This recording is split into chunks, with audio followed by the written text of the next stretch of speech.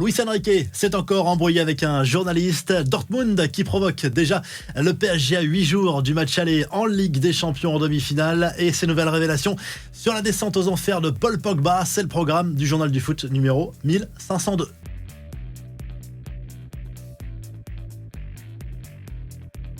Ce n'est pas un secret, Luis Enrique n'est pas un grand fan des médias, mais selon les révélations de Daniel Riolo, l'entraîneur du PSG aurait dépassé les bornes lors d'une nouvelle interview à Alexandre Ruiz, journaliste de Free Ligue 1, après la victoire contre Lyon dimanche.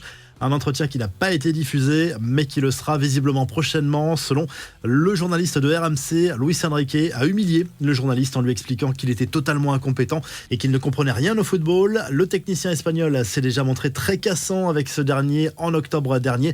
L'autre version de Luis Enrique, c'est aussi un entraîneur qui est très apprécié par son vestiaire. Selon les informations cette fois de Jérôme Roten, qui a consulté des joueurs parisiens en coulisses. Visiblement, le groupe fait bloc derrière le coach espagnol pour aller chercher le triplé Ligue 1, Coupe de France, Ligue des Champions. Les infos en bref, le match est lancé entre le Borussia Dortmund et le PSG. Sébastien Haller, qui sera probablement forfait pour les demi-finales de Ligue des Champions contre le club parisien, a lancé les hostilités en expliquant que le BVB voulait gagner la C1 et donc éliminer le champion de France. Il n'y a plus de place pour le doute, pas de place pour le peut-être. On est en demi, on va essayer d'aller au bout, on doit poursuivre notre rêve. Et c'est exactement ce que l'on va faire, a prévenu le buteur ivoirien.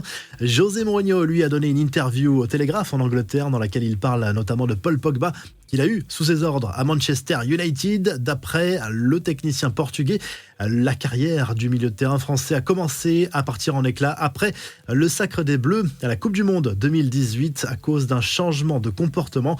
Kylian Mbappé impressionne. Usain Bolt, l'ancien sprinter jamaïcain, a fait l'éloge de l'attaquant du PSG lors d'un entretien accordé à Marca. Ultra rapide selon lui, balle au pied, même s'il estime qu'il est toujours plus rapide que lui sur 100 mètres. Cette info sur l'Euro 2024, selon Sky Sports, l'UEFA a d'ores et déjà validé la reconduction d'une extension de 23 à 26 joueurs pour les listes des sélections pour participer à la compétition en équipe de France. Ça pourrait profiter par exemple à un certain Bradley Barcola qui brille avec l'équipe de France. Enfin, coup de chapeau à l'équipe U19 de l'Olympiakos qui a remporté la Youth League en étriant l'AC Milan en finale sur le score de 3-0. Le club grec avait fait tomber le FC Nantes en demi-finale au tir au but. La revue de presse en Angleterre, le Star Sport se penche sur le choc de la soirée. En Première Ligue, match capital pour le titre pour les Gunners face à Chelsea à l'Emirates Stadium. À l'occasion de mettre la pression surtout sur Liverpool et Manchester City. En Espagne, le Mundo Deportivo revient sur les propos du président du FC Barcelone dans une vidéo sur les réseaux sociaux. Il n'exclut pas de demander à rejouer le Classico après l'erreur potentielle sur le but non accordé à Lamine Yamal. Le quotidien parle également du futur de Xavi sur le banc. Une réunion est prévue avec le président Laporta très prochainement. Le Barça qui a perdu Frenkie de Jong jusqu'à la fin de la saison. Et en Italie, la joie des joueurs de l'Inter Milan a retrouvé à la une de la Gazette dello Sport ce mardi matin. Les Nerazzurri sont sacrés champions d'Italie pour la 20e fois après leur victoire dans le derby.